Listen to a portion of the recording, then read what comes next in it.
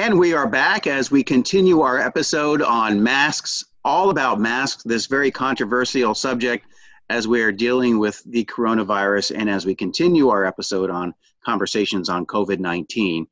We heard about why you should wear a mask, what kind of mask you should wear, and how you should wear them. And now we're going to talk about why people won't wear them. We talked about a little bit with Dr. Stanley Martin there, but we're going to get into a little bit more. And joining us now is Dr. Rolfe Peterson from Susquehanna University, a political science professor. Rolf, how are you doing today? I'm doing well. Thank you. Thank you for having me on. Okay, so we're talking about masks. And I remember back in March, actually, I think today, we're on the 4-month anniversary of me starting working from home.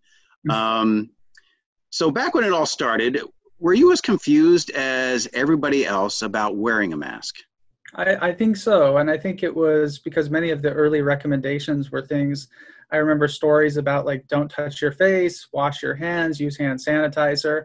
But that's partially because the official CDC response and things of that nature weren't emphasizing mask wearing.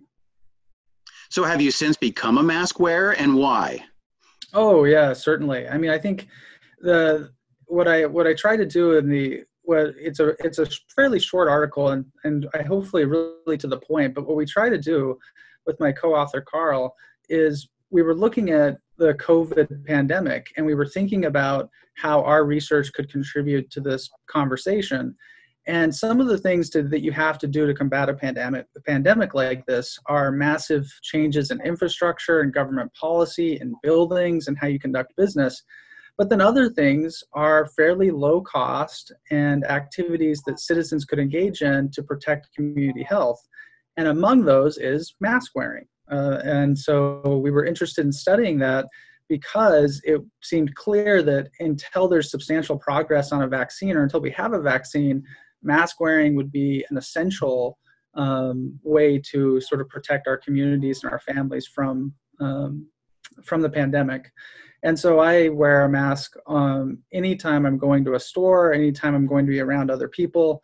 I was on campus this week doing work to help first years register for classes, and we were wearing masks during that activity. And so I think it's almost essential that masks are worn.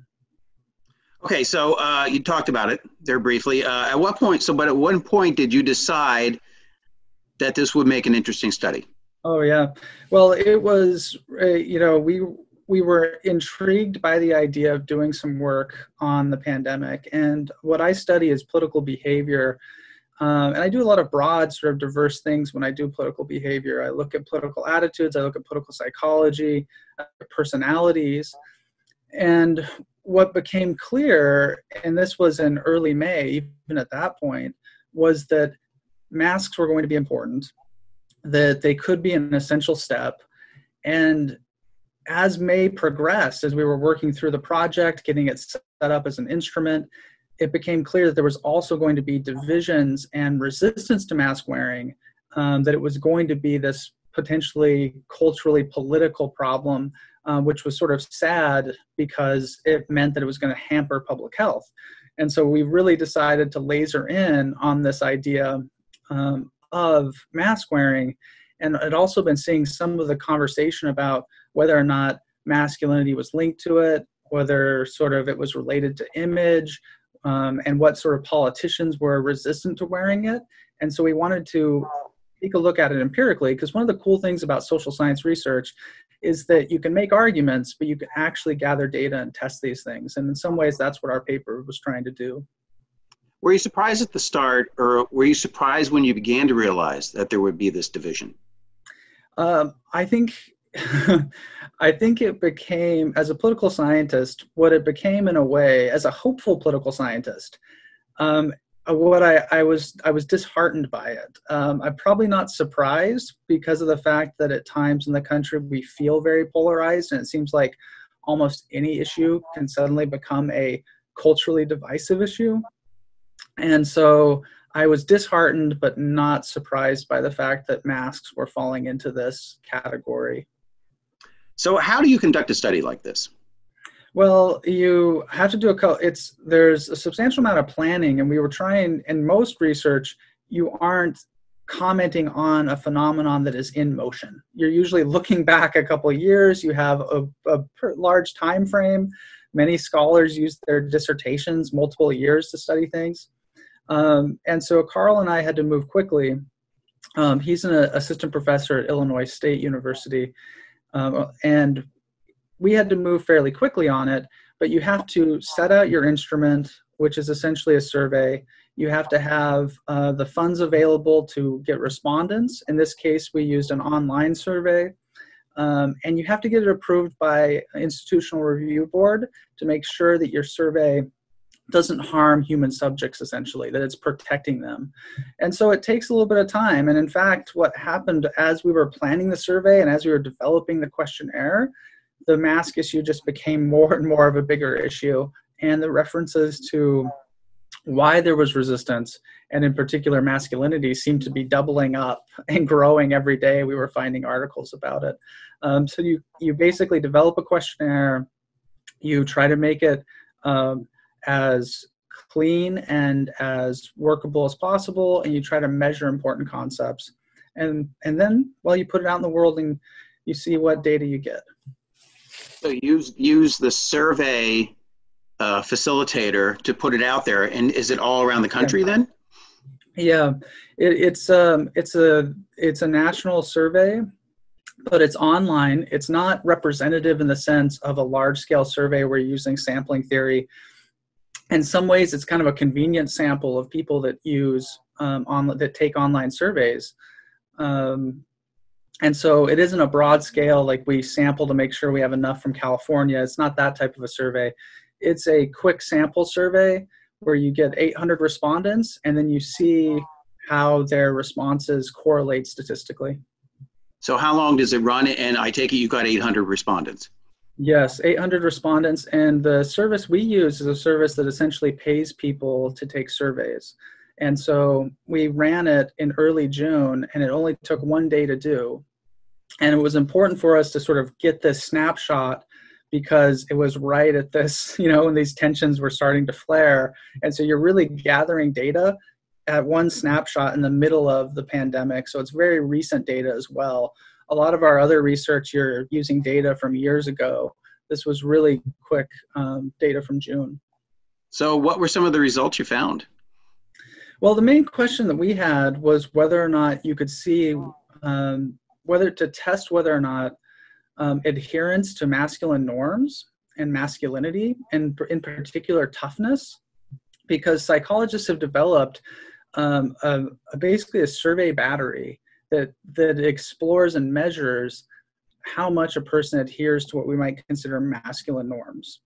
And in our case, we were really interested in toughness. We were interested to know whether it was this sort of adherence to norms about men being tough, if that was related to, in this case, emotional reactions to mask wearing.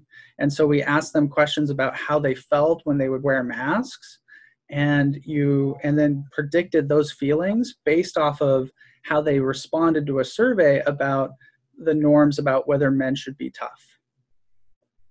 And what we found is that masculinity is a positive predictor of negative emotions, and it's a negative predictor of negative emotions. It's a positive predictor of negative emotions, which means that the higher you score in this masculine toughness, the more likely you are to experience negative emotions when you think about wearing a mask. So the less, in that same vice versa, the higher you score in this masculinity toughness, these responses, the less likely you are to have positive feelings when you think about wearing a mask. Wow. So what does that say about us guys who don't mind wearing masks? I think there's a lot going on here too. I think I guess one of the things I would always say, even though I'm really analyzing this small piece of it, is that these are complex social things with a lot of different predictors. But the way these questions are phrased is they essentially ask you whether you think men should project toughness. And so we ask it to men and women. So women can respond that men should project toughness, that they should be tough in these situations, and that they should be physically tough. And when people who sort of score higher on those questions then also feel more negative reactions when they think about wearing masks. Wow. So we're all 800. Do you know the makeup of the 800 respondents? Were they all men? No, we asked men and women. We had more men than women, which is fairly common in online surveys. So we asked men and women, and the masculine norm, the battery, you can ask to either gender or to either sex. And what we found is that women who score higher on these masculine indexes, that is, that men should be tough, because remember, they're always saying the question's always, should a man be tough? They also experience negative emotions when they think about wearing masks. But it didn't necessarily delve into how women feel about wearing masks. Well, it does a little bit, only in the sense that what was more important in our sample was their answers on the masculine questions than a just direct difference in sex. So, Rolf, when you asked the questions during the survey, first off, what were the questions? How did you phrase those questions? And then what do you do with the answers to the questions? That's great. Yeah, so what we really wanted to look at, instead of studying sort of mask wearing as a behavior, because there's so many different constraints, whether your town, your job, your social environment might be affecting it, whether you're in a lockdown setting or a spike area. And so what we wanted to look at was emotional responses. And one of the things that's happened in research on how we think and understand things and how we come to conclusions about how we should behave and act, and basically cognition. One of the most recent trends that cognitive psychologists have found is that emotions are extremely important as this sort of first mover to guide us, to get us to where we decide whether or not we want to do something, and whether or not we like somebody, or whether or not we should wear a mask. And so we wanted to study the emotional reactions. And so what we did is we had a series of adjectives about emotional sort of feelings, emotional feelings that were positive and some that were negative. And we would ask them, when you wear a mask out in public, I feel, right? So when I wear a mask out in public, I feel. And then we would give them a positive or a negative descriptor. Like, for example, I feel silly, or I feel brave, or I feel weak, or I feel caring, or I feel protected. And so the positive answers and the negative answers then are sort of separated, and we use those as the main sort of predictor of what's your sort of negative reactions emotionally to wearing a mask. And that's what masculinity, the higher you score in this toughness, masculine toughness, the higher you are in these negative emotions. So just out of curiosity, is toughness a negative thing or a positive thing in the survey? Masculine toughness, I don't think it has a negative or a positive valence. It's only maybe in this study a negative because it's potentially leading to an outcome where you don't wear masks. But we're not really commenting on the good of masculinity in generally, or the levels of what we call sort of toxic masculinity.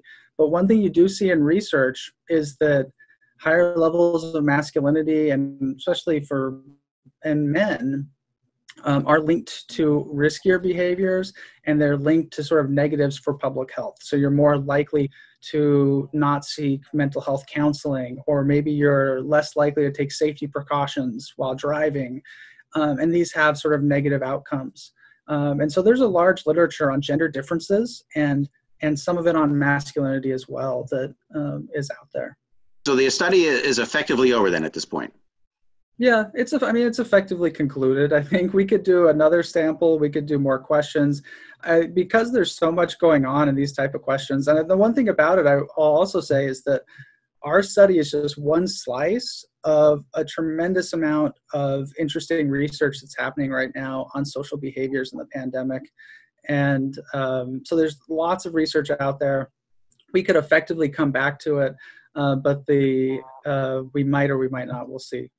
Okay, I was going to ask you if you plan to continue or continue the study and broaden it a little bit. Yeah. No, I mean, it's interesting. It's an interesting idea. I think because mask wearing is going to be so important. I mean, it's just such an important safeguard in some ways.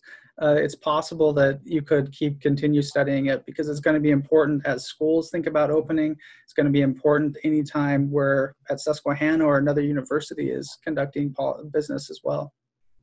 So what are your thoughts now on wearing masks now that you've done the study? I think, my family is very much a mask family in many ways. And it's kind of a funny idea to think of it that way. But I think it's going to be essential. I'm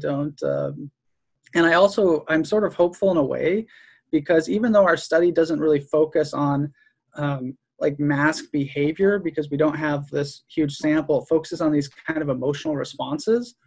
I'm hopeful that those can change with cultural changes and with leadership changes and with these ideas of that people become more comfortable with wearing masks rather than less comfortable. I mean, that's sort of my hope, is that in the next coming months, you won't see mask resistance and you'll have much more sort of cultural adoption of it, at least until we have a vaccine and can make it through this pandemic.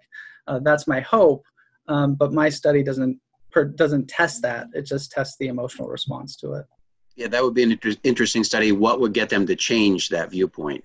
Yeah, and that's another angle that you could take on this type of a study. I was somewhat leery of providing informational cues in the middle of COVID. So one way to frame that study would be we give you persuasive appeals, right? Or we show you pictures. For example, if you really wanted to test almost the masculinity question, right? You could show pictures of men wearing masks that are sort of masculine men and see how it affects them. You could give them information and stats about recommendations from the CDC. You could do these sort of informational things. But I think those are all valid and interesting experimental types of studies as well.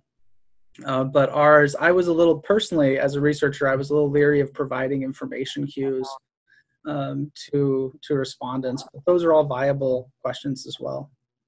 Okay. Dr. Rolfe Peterson, a professor of political science at Susquehanna University. Very interesting stuff you just provided to us today.